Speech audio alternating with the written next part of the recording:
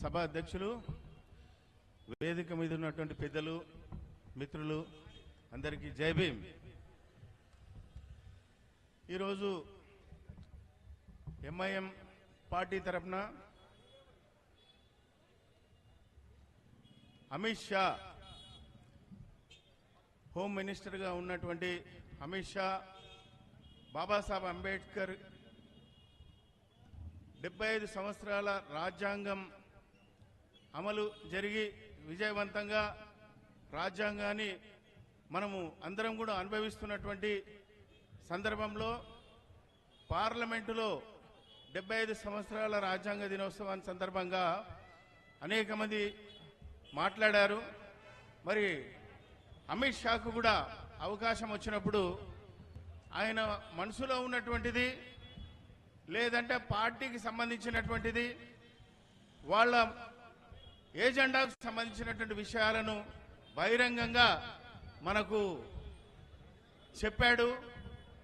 బాబాసాహెబ్ అంబేద్కర్ మీరు ఎన్నిసార్లు అన్నారో దానికంటే ఒక దేవుని పేరు తీసుకుంటే మీరు 7 జన్మల స్వర్గానికి మీరు వెళ్తారు అన్నాడు. అంటే 7 జన్మల స్వర్గానికి వెళ్తాడంటే బాబాసాహెబ్ అంబేద్కర్ పేరు తీసుకుంటే నరకానికి పోతారా? మరి ఈరోజు పార్లమెంటు దేవుడి మీద నడుస్తుందా, ఒక రిలీజన్ మీద నడుస్తుందా, ఒక మతం మీద నడుస్తుందా? రాజ్యాంగం అనేది మనమందరం పౌరులమందరము దాన్ని మనకు మనమే సమర్పించుకున్నటువంటి రాజ్యాంగం ద్వారానే మన దేశం నడుస్తుంది. ఈరోజు అమిత్ షా కూడా ఆయన పార్లమెంట్ సభ్యుడైనా, ఈరోజు హోమ్ మినిస్టర్ అయినా కూడా మరి ఆయన కూడా రాజ్యాంగబద్ధంగానే వచ్చాడు తప్ప దేవుని నమ్ముకోనో లేదంటే వాళ్ళకి సంబంధించినటువంటి ఇంకేదైనా ఒక మహత్వం ఉన్నది దానివల్ల రాలేదు. మరి అలాంటి వ్యక్తి పార్లమెంటు సాక్షిగా బాబాసాహెబ్ అంబేద్కర్ను అవమానించడము, తర్వాత ఆయన 7 జన్మలని చెప్పాడు. మరి ఏ దేవునికి నమ్మాలి? ఏ దేవుని గురించి చెప్పాడు?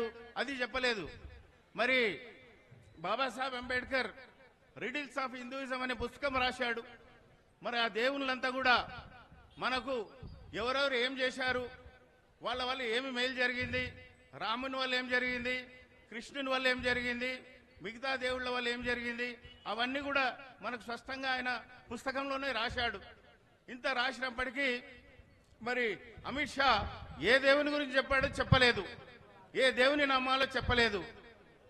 కాబట్టి మనకు ఆర్ఎస్ఎస్ బీజేపీ ఏజెండా ప్రకారంగానే అమిత్ షా మాట్లాడారని మనం భావించాలి.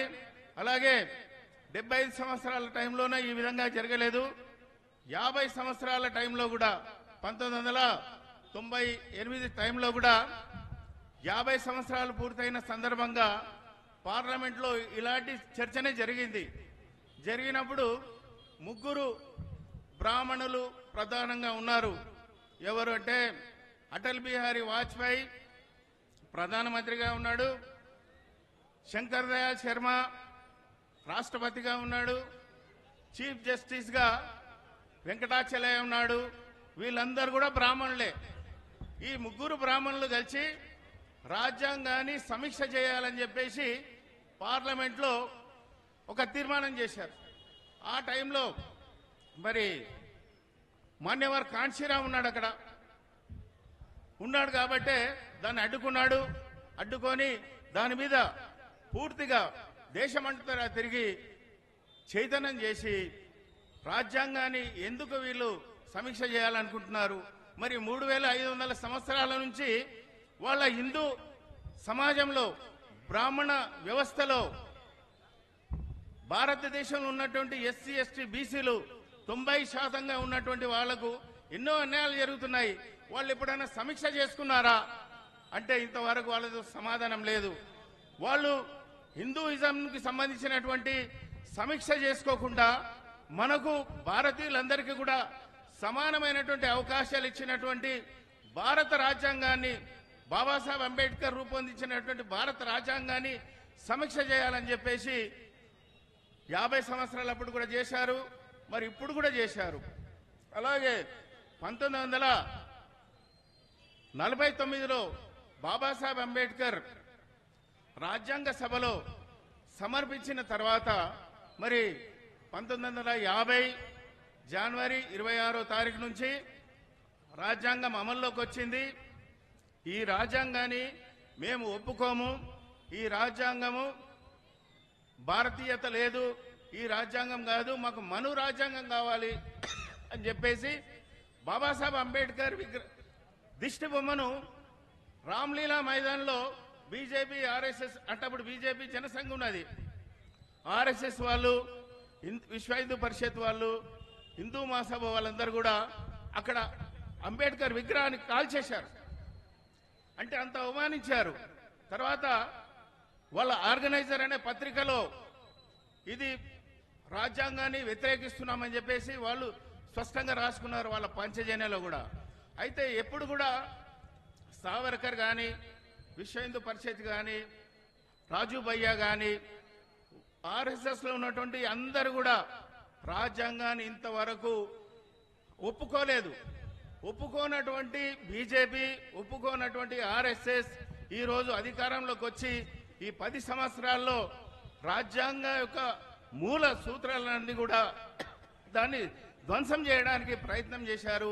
ఇప్పుడు రాజ్యాంగాన్ని మార్చాలనే ప్రయత్నం చేసి మొన్న ఎలక్షన్లో రాజ్యాంగాన్ని మారుస్తామని బహిరంగంగా చెప్పి అబ్కీ బార్ 400 పార్ అని చెప్పేసి ఒక నినాదం ఇచ్చారు.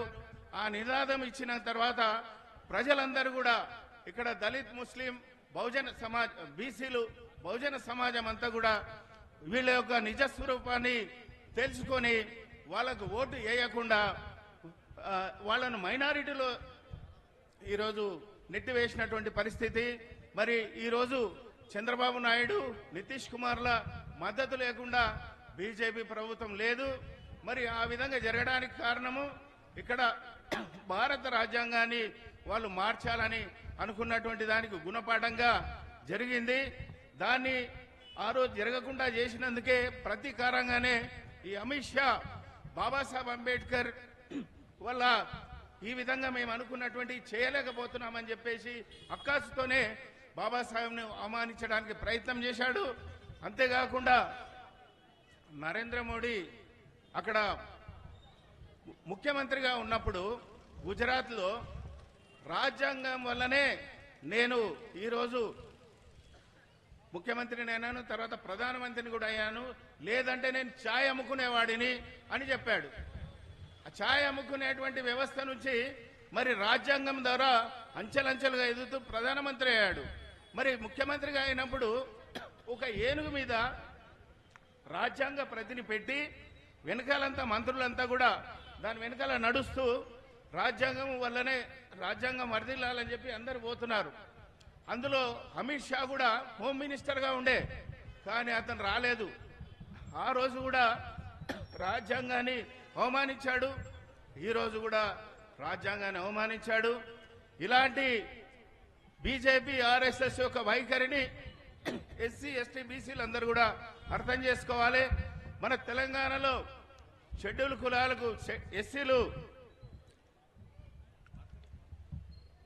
20% ఉన్నారు, ముస్లింలు కూడా 20% పైననే ఉన్నారు.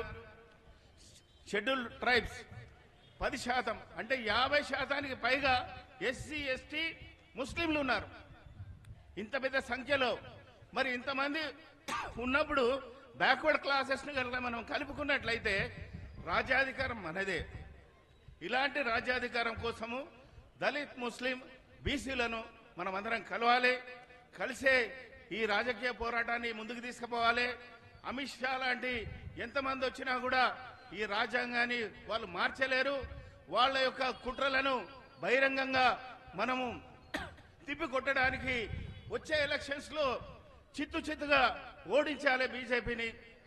కాబట్టి రాబోయే ఎలక్షన్స్లో మీరందరూ కూడా బహుజన సమాజం అంతా కూడా దళిత్, ముస్లిం, బీసీల యూనిటీ కింద మనం ముందుకొచ్చి ఈ యొక్క రాజ్యాంగ వ్యతిరేకులను, బాబాసాహెబ్ అంబేద్కర్ను అవమానించినటువంటి వాళ్ళను తప్పకుండా తిప్పికొట్టాలని మీ అందరితో ఆశిస్తూ సెలవు తీసుకున్నాను. జై భీమ్, జై భీమ్.